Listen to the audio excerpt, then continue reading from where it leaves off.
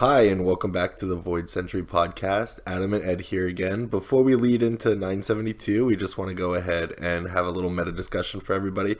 We're new. Thanks for taking the time to listen to us. I just want to let you know that we are now listed on all of your favorite podcast resources, including a burgeoning YouTube channel that we also have up. So just go ahead and just search for the Void Century, and you'll be sure to find us. Ed?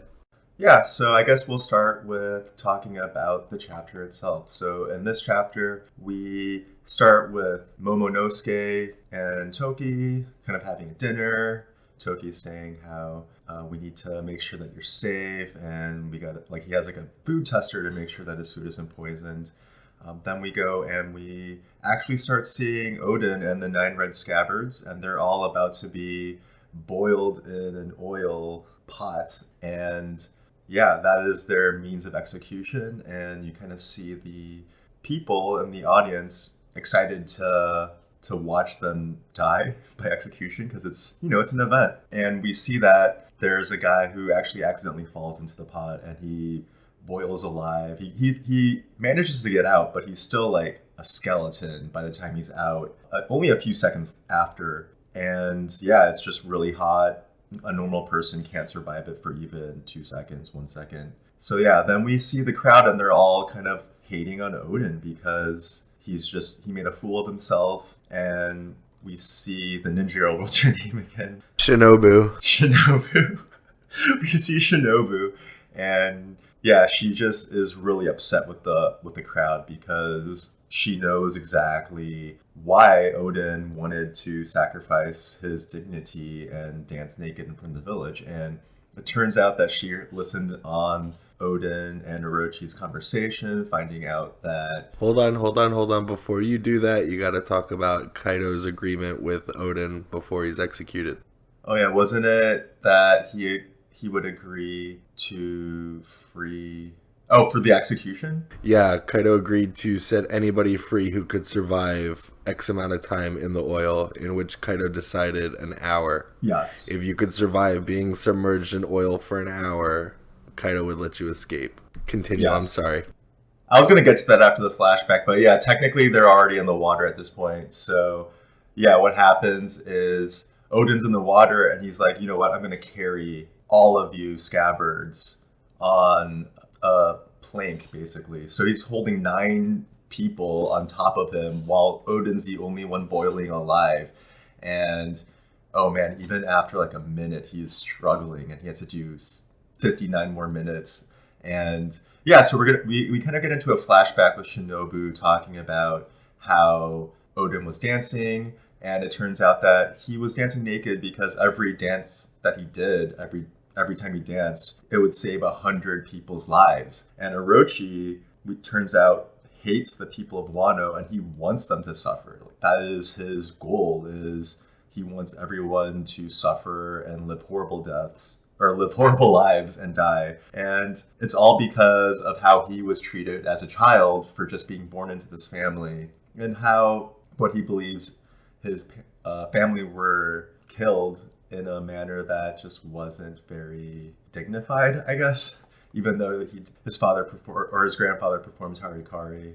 I think it's more so the fact that even though he's not connected to these events, he didn't do anything wrong. He's still being persecuted for them. Yeah, exactly. Even though he's a child. Which is unfair, granted. Like, he didn't commit these acts, so why is he getting punished? I'm still not going to like Orochi. Oh, no. Sorry, Oda. No, but this is just a way to paint that there's a reason why he acted the way that he did. And it's not forgivable, but it lets us understand Orochi as a person better. And I feel like there's probably other examples of someone having a hardship growing up, but not turning out to be evil like this. So Robin?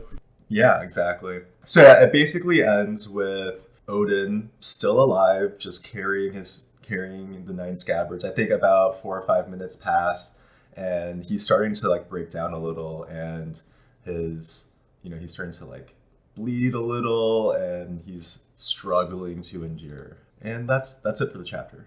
Yeah, it was relatively simple. It was more of a dramatic chapter, really, just focusing on, Odin's sacrifice. But basically, it brings up a couple points. So initially, when we first brought into the chapter, as Ed told us, we have a scene with Toki and Momo. And again, Toki is just acting way too calm, and we see that Momonosuke has a food tester. Somebody tests their food to make sure that they're not poisoned. Again, I know... If you look at the panels, you can see that everyone is sweating, like has like the little sweat marks, except for Toki. Toki is just acting a little too calm. So that's just that's a little sketch, I'd like to say. And I think that, I kind of think that it might not be the real Toki. Yeah, I know you did speculate last cast that, it could be Higurashi, but we just don't know. We still don't know the importance of the scar either, but, what if she is the old woman? So, I mean, would Toki currently be in prison somewhere? Where do you think she would be? Like, where would they hold her? Yeah, she could be in prison. She could have been executed off screen, which I doubt. So if it is not Toki and that's the old woman, then I think that Toki is probably in prison somewhere, because we still need her to send people to the future. Yeah, Toki can't be executed yet. Yeah, exactly. So like maybe Toki is just so chill because like she knew that this day would come and that Oden would have to fight Kaidou and he would potentially have to sacrifice himself. I mean, they had 5 years since Oden returned and he was doing his dances to talk about like the future of Wano. Yeah, that's very true. That's a good point. I mean, Toki, even in the a couple chapters ago, or last chapter, where she was a little chill as well. And when Oden's like, "Why are you staying with me? Don't you like have an issue?" And she's like, "No." Like, she was just super chill about it. And even though that's odd, it might just be because she saw the future, or she knows about the future, talking with our favorite sea folk, sea woman. Oh, we'll get to that in a second. But so do you think, do you think Toki went ahead and talked with Oden over the purposes of his dancing? Do you think she knows the agreement that Oden made with Kaidou and Orochi? Yeah, I'm not sure. I think that, I don't know. I think Oden in the last chapter questioning why she's still with him kind of makes me believe that he didn't tell her about it. But we don't necessarily know, like, when that little flashback, how long into the 5 years it actually was. I mean, I think Oden knows that he could rely on his wife and he doesn't have to, like, save face in front of her, Plus, just to recap, the agreement with Kaidou and Orochi was that for every day that Oden danced, he saved 100 people. After 5 years, the agreement was Kaidou and Orochi were to build ships and leave the country. And that's what Orochi went back on. Orochi and Kaidou are not leaving the country. They're occupying the country. And that's what Oden saw that made him fly into a mad rage after his 5 years worth of dances. Right. They basically lied to him, and they're not taking their words seriously. But then how would Oden be able to trust Kaidou now, with Kaidou saying, "Oh yeah, well if you can survive for an hour, I'll let you free"? I think that in this case, it's more likely that he will honor his agreement, just because we do see the future and they're alive. But also, by they I mean the scabbards. But also, yeah, it's just more of a a test of strength and endurance. And I think that Kaidou respects that more than a test of his humility, or his pride. I don't think Kaidou cares that much about that, but something about his strength of Oden being able to endure for an hour in that deadly boiling oil, I think that might make it a little different. Yeah, I mean, it's just a raw show of like constitution and willpower, So back to talking about Toki. Do you think she knows the secrets of Laugh Tale? Do you think Oden talked to her about Laugh Tale? If so, what did they talk about? I mean, again, like we established earlier, they've been married for a while. They have a lot of alone time. I feel like it's very possible that she knows everything that Oden knows. We just don't know for sure. But they're a married couple. They've been married for well over 5 years now. It's very possible that she is aware of everything. And also, she might just have more insight to the Void Sentry being alive during it. So, yeah, I think that it's very, very possible. So we know Toki ties into the Void Century. The only other character we really know from the Void Century besides like Zunisha is Joy Boy. Do you think that there's some connection between Joy Boy and Toki? Do you think perhaps they knew each other? I I'll be honest, I'm not sure. Do you know which like country Joy Boy is from? Because I just don't really know too much of his background. No, we don't know anything really about Joy Boy except that he had a heart on for a mermaid. And he wore a straw hat and went to Laugh Tale, but supposedly some people think Laugh Tale is like, the home of the D civilization, the ancient peoples that, founded the world and fought the world government. Yeah, I feel like that's possible. We just don't know enough about Laugh-Tale, but I think that at least Wano might be at least an ally or a strong contender for the beginning of the D civilization as well. So the way I'm just trying to tie it back is, so if Toki knows about Joy Boy and the prophecy and knows that Oden was too early for Laugh Tale, maybe she realizes that this is something that Oden has to do, is he needs to sacrifice himself in order to make sure that Momo's in a position to capitalize, on the return of Joy Boy and the rise of Shirahoshi kind of thing. Right, right. I agree. I think that that's a good thought. So do you think Toki shared any secrets of the Void Century with Oden? If so, what? I mean, yeah, I think so, but I just have no idea what it would be because we don't know any of the secrets of the Void Century really. So, like, the audience doesn't know. So even if Toki knows secrets and she told Oden, we wouldn't really know what those could be. Totally, but do you care to speculate on like Toki's purpose in Wano? Like why she wants to go there? What's for her there other than like that's where her parents are from? My guess is that she's there to help save civilization and help bring the will of the D, like the dream of Joy Boy, to fruition. That is what I think. I think that they like her family must have found out or something like that, and that maybe someone in the past had like a premonition. Someone like Charlie who could predict the future saw something about Toki when she was a baby, and Toki decided to go jump into the future and help the Kurizaki family in the future. And yeah, I think that that's kind of what happened with Toki. But again, it's just speculation. We don't really know for sure. Yeah, totally. Keep in mind, Charlie and Toki actually, they could have met, they could have spoke with each other. We speculated last time that we don't know if Toki can necessarily see the future, even though that she can travel into the future. Right. But she definitely had an opportunity to meet Charlie, and, if that happened, she'd be able to know some of the future. Because, as you recall, Toki did actually go to Fishman Island with the Roger Pirates. It was only after Fishman Island did she get sick and have to return to Wano. I mean, that could be a silent nod to, like, yeah, she talked to Charlie, she knows the future, that kind of thing. Yeah, no, I think that that's very, very plausible. We didn't see any panels with Toki even on Fishman Island, but she was definitely with the crew. So we can speculate that it's very possible she stepped foot on Fishman Island and talked with the people. And yeah, if I was Toki, I would want to talk with Charlie, and I feel like Charlie would think Toki was interesting as well. So yeah, I think that it's a very possible thing. Again, no confirmation, but it's something to consider. Yeah, Toki definitely has to have a plan. She definitely has to know what's going to happen and why this is all happening right now because she does survive. I strongly doubt that the burning of Oden Castle is going to be the end of Toki. Yeah, and she's just way too calm as well. She just knows she's not sweating. Like she's just super calm. Everyone else is sweating, everyone else is stressed, and Toki's just like all calm and collected and just being her natural self. I guess this is nothing compared to the Void Century. But then again, it's not every day that your husband's slated to get executed. True, true. And yeah, I know. Like I got the impression that she loved Oden, but I guess we don't really see too much of their love. But again, it's just a really fast-paced flashback, so we can't really get as much of that dynamic between Toki and Oden as we might want. I mean, they have to be in love. One, I think look so. at how devoted she is to the kids, and two, like Oden flying into a blinding rage, as soon as he finds out she's been injured.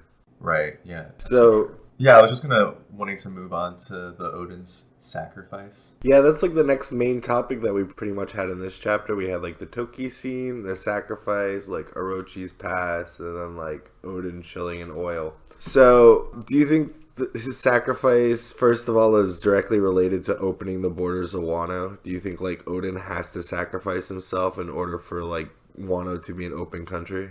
I think that that's the way that he chose to do it. I don't think it had to be that way because, like it was established before, if Odin went and fought Kaido immediately after he arrived back on Wano after traveling with Roger's crew, he could have probably taken on Kaido and taken back the island, but he chose the peaceful way. So I think that this is just kind of a change of how Odin used to be more of a almost a vigilante because he didn't really have any titles at the time and he was just beating people up and people would just fight like follow him because they loved him, but he stopped being violent and he started becoming more political, more inspirational instead of more like just using violence to get his way. Yeah, he's more diplomatic than aggressive now. I totally agree. Yeah. But again, do you think like why would Odin have to die to open up the borders of Wano?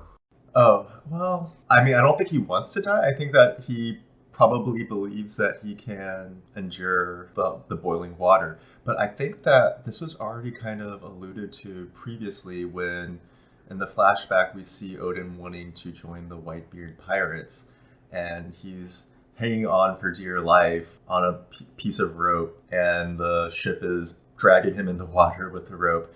And I forgot the duration he had to do it. Was it like 24 hours? 3 days. Oh, 3 days, yeah. And he pretty much almost completes it. And like in the last hour or something, he decides to let go because he hears that someone needs help. And he technically fails, but Whitebeard allows him because of the technicality that he dropped the rope, not because he was too tired, but because he chose to save people. I think that that's going to be kind of what happens here, where he's going to basically barely make it on time to save everyone else except for himself. And this time there's no Whitebeard being like, nah, it's okay. Like, I got you, fam. I think that this time he will die. Yeah, basically how I see it is at the end of the 60 minutes where Odin's in oil, he just collapses and they just fall down on that platform like closing a pot kind of thing. Right.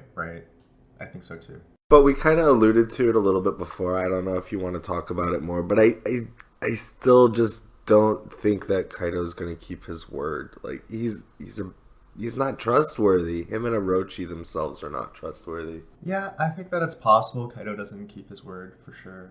If that happens, well, obviously the scabbard survives, so maybe that's what leads into the burning of the castle. So that might be how that begins, is because Kaido and Orochi aren't keeping their word. Or maybe like right before Oden collapses, Kaido and Orochi are kind of like, hey dude, we agreed to spare your retainers, but we never agreed to spare your wife and kids. Oof, yeah, that'd be messed up.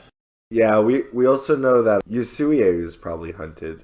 They probably hunted Yasuie, and Yasuie stayed alive. I would be really interested to know what role he plays in all the backlash. He's probably going to be in Oden Castle when it's burning. Yeah, that's a good theory. I think that that's very possible. And then, so I guess I'd like to move on to the townspeople commenting on how Oden is a foolish man dancing naked, and Shinobu defending his honor. Well, but first, before we get all serious, I checked those chapters a whole bunch. I probably missed, but there's definitely probably a Panda Man someplace in the background. This is definitely an event that's way too pivotal in the world to not have Panda Man someplace in the background. So keep a lookout. Let us know if you find him. I feel like Panda Man, I don't think we've seen him in the flashbacks, have we? To my knowledge, no, but like I'd be really interested to see if he was on like Skypiea when Roger landed there. Like he's definitely got to be in some of those panels. Man, that means Panda Man is very old if that's the case. I mean, he's Panda Man. He does what he wants. He's a mythological creature. True that. So yeah, Shinobu just hearing that and taking a kunoichi to this random townsperson's throat, trying to defend Oden's honor. First off, this kind of completely wipes out those people's theories who thought that Shinobu was going to be the traitor, because she is super serious about Oden and super defending his honor. You can tell that she's very loyal to Oden. She loves him. And a normal person would not go to that lengths of defending their lord's honor with a knife like that to just a rando, Yeah, everybody was kind of upset that Oden didn't die in 5 seconds, but then again, they were also commenting on, oh, I thought he was strong, and then they're complaining that he's strong. So Wano doesn't even know what Wano wants at this point. And what's ironic is the entire time that Odin was dancing is probably some of the best times in Wano since Orochi took over, because Odin was doing the dances to spare the people's lives. So these people were like living in kind of like almost, I mean, equal to like the golden era of Wano, just living their lives, normal, acting normal, not knowing that this person that they're mocking and making fun of is actually the reason why they're able to live such great lives. Yeah, most definitely. Like, Shinobu basically stated, hey, you guys have absolutely no idea what he saved you from. Exactly. But then again, Shinobu, if you really want them to feel that pain, just let them survive. Yeah, I agree. So yeah, next I'd kind of want to go over Orochi's past and how he kind of had a tragic history growing up. You wanna take it from here? Yeah, so basically all we see about Orochi's past is, again, his grandfather tried to commit treason by poisoning all the other daimyos to take the shogunate seat for himself. He got found out. He was forced to commit seppuku. He killed himself. Orochi's parents were then hunted, and Orochi himself was hunted as a child just because he bore the name Kurozumi. I mean, again, Oda's written this trope before for us, but it's not going to make me like Orochi anymore. The interesting thing that they did point out is that Orochi's parents weren't killed by like a mob or anything.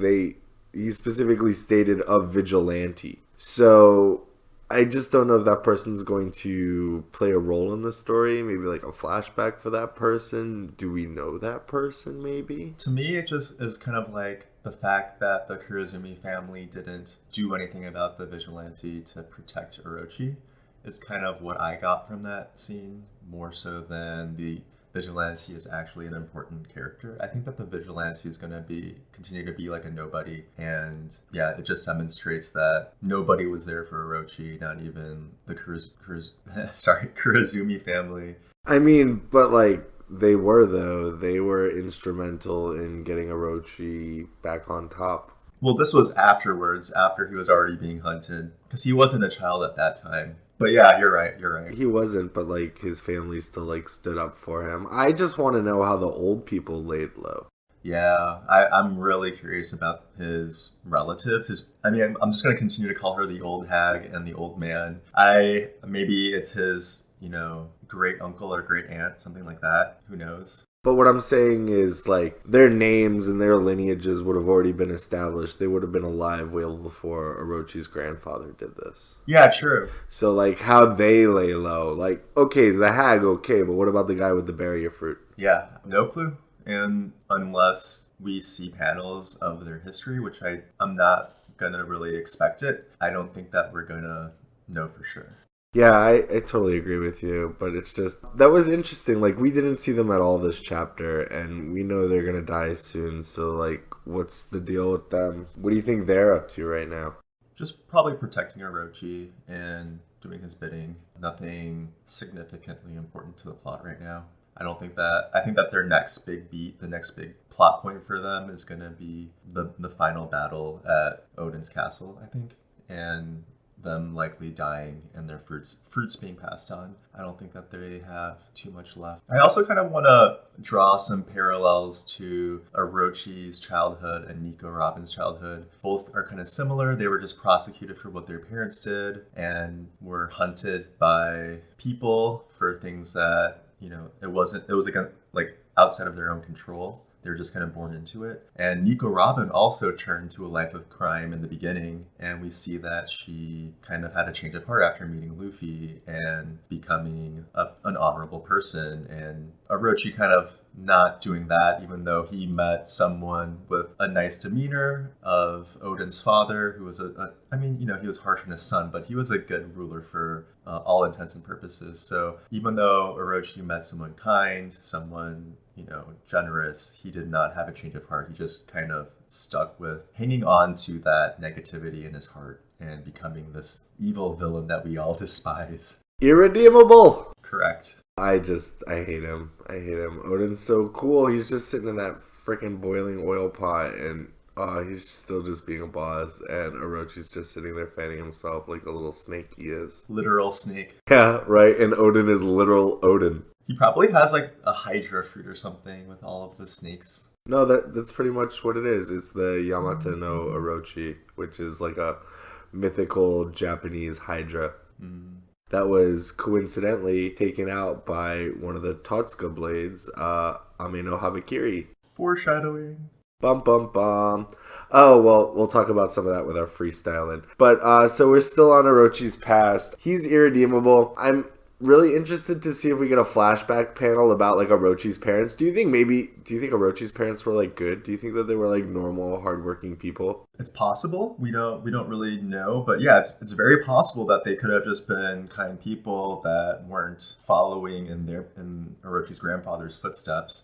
And they were honorable, but they just happened to have the name and were hunted down and killed and orphaned their son, unfortunately. But we don't know. That's just kind of speculation. They could have also just been evil people too. Do you think Orochi's grandfather could have been framed? No. I mean, I don't see it being that way, just because of all of the sorry, can you say it for me? Kurozumi? Kurozumi family, clan, all of their retainers had something to, like, the names had some type of moon reference in them. Oh, no. You're thinking of the Kozukis. I'm sorry. I thought you were talking about Orochi's family. All of the Kazuki's retainers had some sort of moon reference in their names except for the Kazumi clan. Thank you. Yeah, totally. But I don't know. It would be a nice plot twist. Oda could be like, hey, remember all that symbolism I set up with the clan names? Yeah, it didn't matter. It was just a red herring. Yeah, I disagree with you. Yeah, I know. It doesn't hold up to Occam's razor. Yeah, sometimes it's just good to be obvious.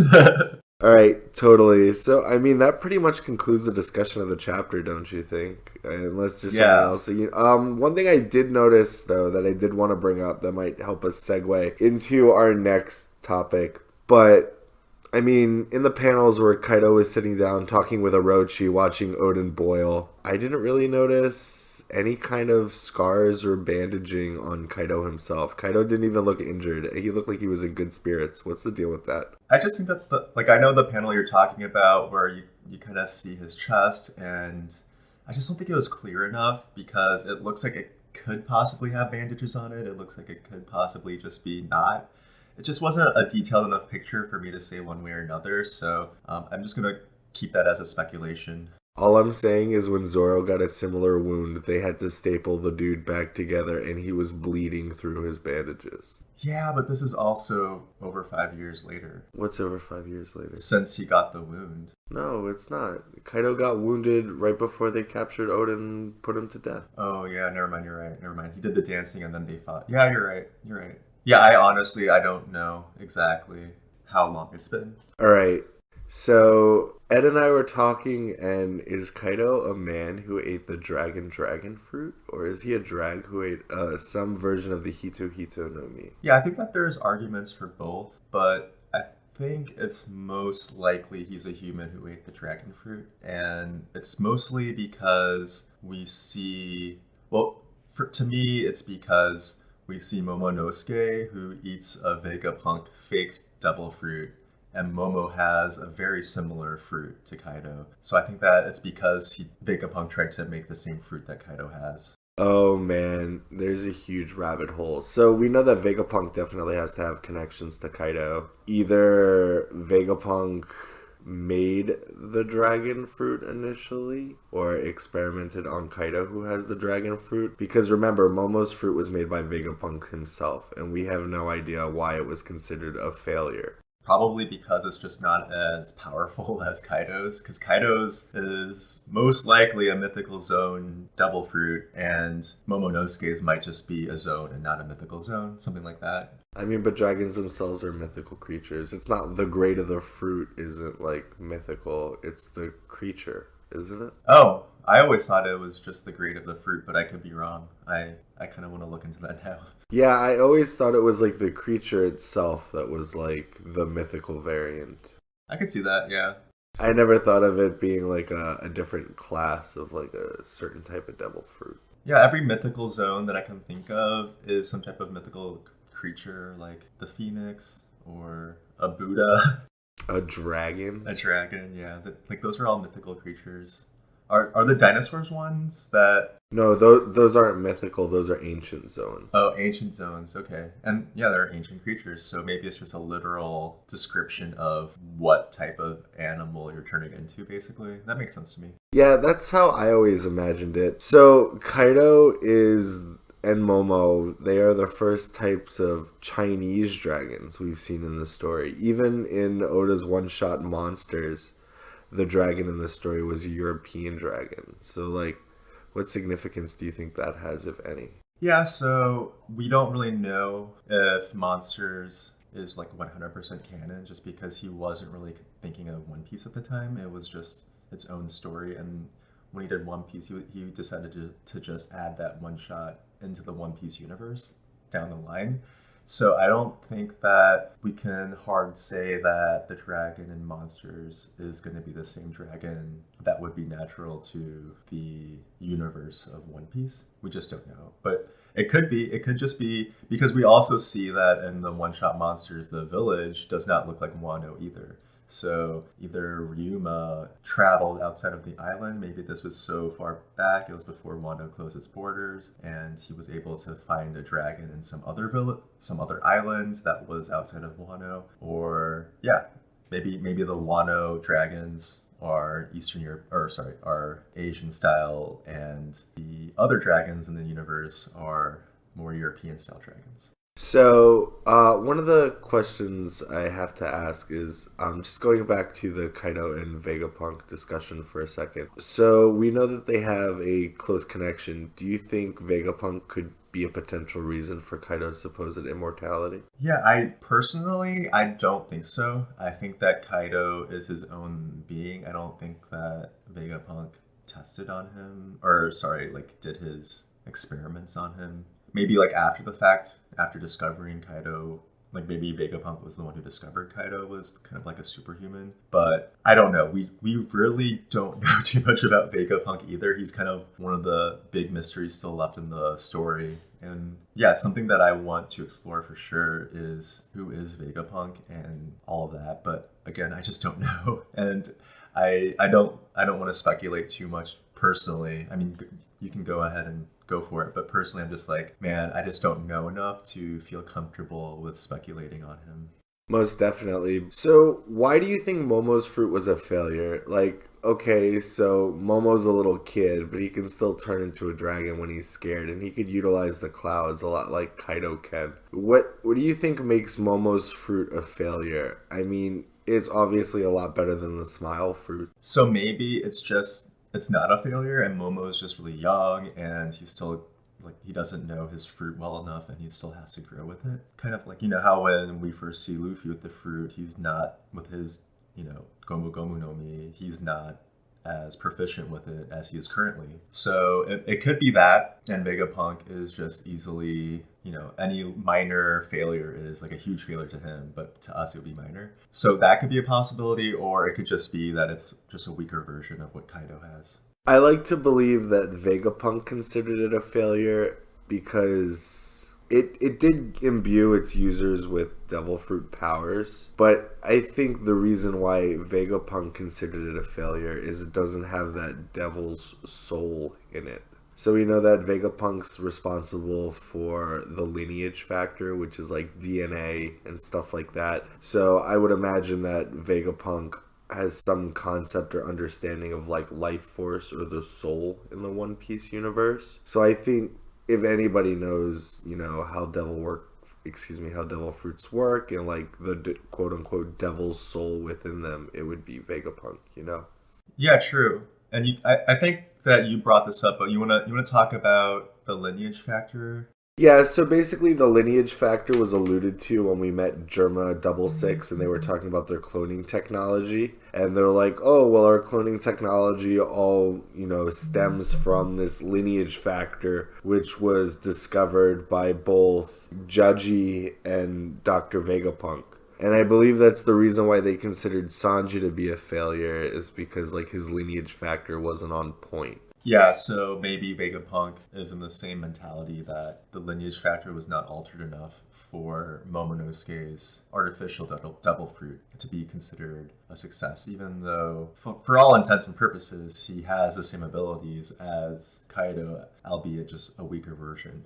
But he doesn't have the quote-unquote dragon soul. I see. But, like, I find it very interesting. I mean, that a lot of people with devil fruit powers, do they emulate the fruit before they get their powers or after they get their powers? Yeah. So, like, do you understand what I'm talking about? Like, Luffy's carefree, like, nothing can keep him down, like, that kind of thing. But he was always like that, wasn't he? He was like that way before he got his rubber fruit. Think of somebody like Treble. He's some slime ball, nasty ass individual, just greasy, and he has the snot fruit. Maybe the devil fruits just kind of will themselves to people that it has an affinity with. Yeah, like a certain personality trait that meshes well with the devil's soul. So they said the whole reason why a person can't have two devil fruits is because the devil's souls will fight them. They'll fight in your body, and those forces will tear you apart. Right. So maybe if you eat a devil fruit that doesn't gel with your personality, maybe not instantly, but eventually it'll cause your demise. Yeah. So I kind of want to just explore the idea that Kaido could be a dragon who ate a human fruit. Or maybe, okay, wait. Let me backtrack a little. Maybe he's not a human and he's an Oni, a Japanese style Oni who ate a dragon fruit. Thoughts? That's possible. I also think that maybe he is a dragon that ate a human fruit, but he is constantly in hybrid form because we know that Kaido has horns, but like his dragon has horns too. Could his horns in like his human form be just his hybrid form with his dragon horns? Does that make any sense? Yeah, I mean, I think that it just kind of denotes that he has the dragon fruit. If he's a human, that he ate the dragon fruit, and it just kind of permanently changed his human form. But yeah, I don't know for sure. It's just because he's got very Japanese Oni style characteristics about him. With his weapon of choice is just classic Oni weapon of being like a mace with spikes on it. In Korea, there's also the Korean version of Oni is called Toki, and it's the exact same thing where he has that same exact mace. And yeah, I feel like that's just too much coincidence for him to not have some type of Oni-ness about him. And I want that to be explained sometime in this arc because I'm very curious about his whatever fruit he has, because most likely he has a fruit. I mean, also another thing to consider is that dragons, at least in Western fantasy, European fantasy, they can just transform into humans or whatever form they want. I believe in Asian mythologies as well. Oh, really? Okay, then. So, yeah, it's possible that he's just a dragon. That's just another possibility. I don't buy it. I think that he isn't. I think that he ate some type of devil fruit. But that is something that happens in mythology. But if that were the case, though, if he was a dragon that would transform into a human form, it wouldn't make sense that when he's incapacitated, he would be in his human form. Like, normally you would kind of want to revert into your natural state when you're incapacitated, and if he was a dragon that ate no fruit, he would probably transform back into a dragon, right? I don't know.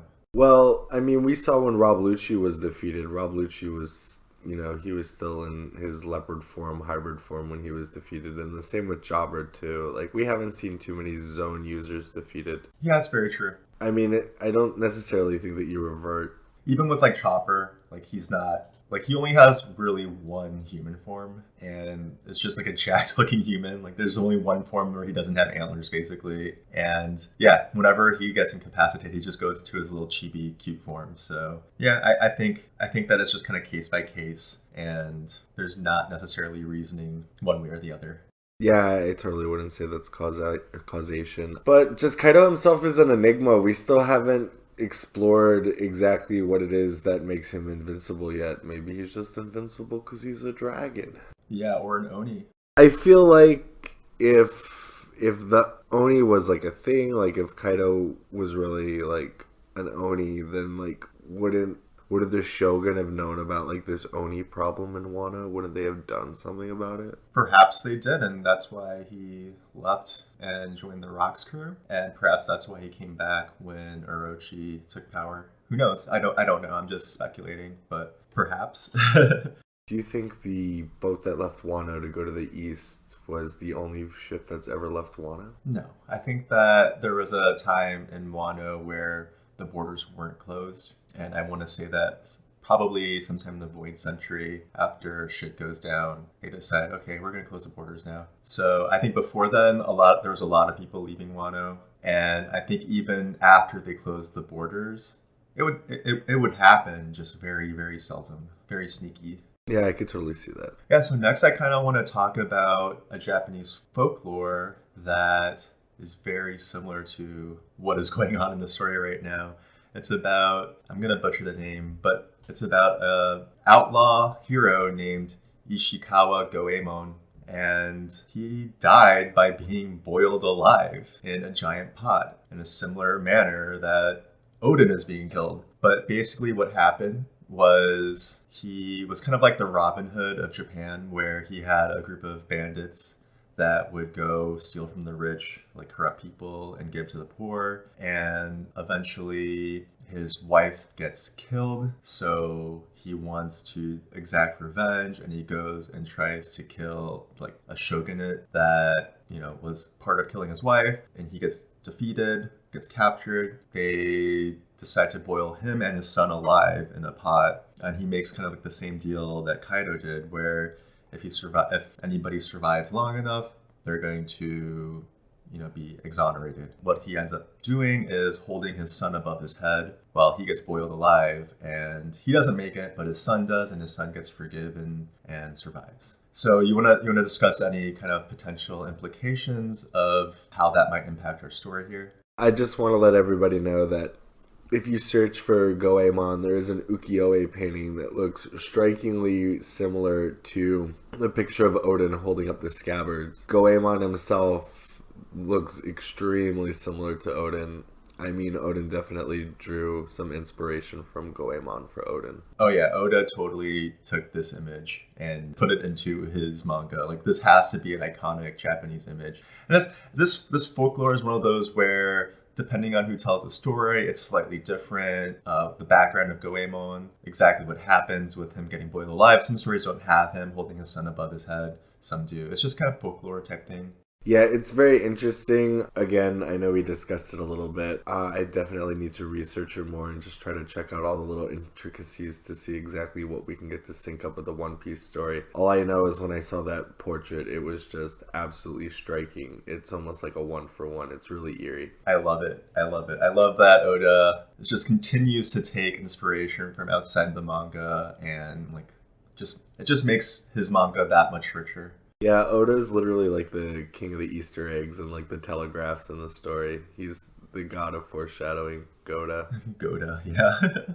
Well, I think that kind of wraps up all of our talking points, don't you? Yeah, I guess we have a rather short one today. The chapter itself, I mean, it was the standard 15 pages, but I just felt like it didn't have a lot of content. It was very dramatic and it was very well done. It was a very good chapter, don't get me wrong. But in terms of like content and things to speak on that actually happened, a lot really didn't happen. I wonder how many more chapters we're going to have in this flashback, because it seems like there's not enough time for it to only be one more chapter. I think that we definitely need one of Oden's castle burning, but we also need one of the retainers getting freed and what happens after that. So I feel like there's just still slightly too much for it to just be one more flashback chapter. There might be two left. What are your thoughts? My thoughts are I don't think Oden's going to be alive by the time his castle burns down. Oof. So we probably won't see that in the flashback. Oh, true. Yeah, because this is still kind of Oden's telling of what happened. Even though there's no way Oden will have like his death in his memoirs if he dies boiling alive. It still shows it, but we'll see. I don't know. I mean, he was a boss. Who's to say he didn't already know how he was going to die? True that. All right. Awesome. Well, thanks once again for joining us. Again, check us out on YouTube. Check us out again on iTunes or If you have any comments or Spotify. suggestions, yeah, Spotify too. Just go ahead and reach out to us. Thanks again for listening, and we'll hope to catch you next week. Bye, guys. Have a good one.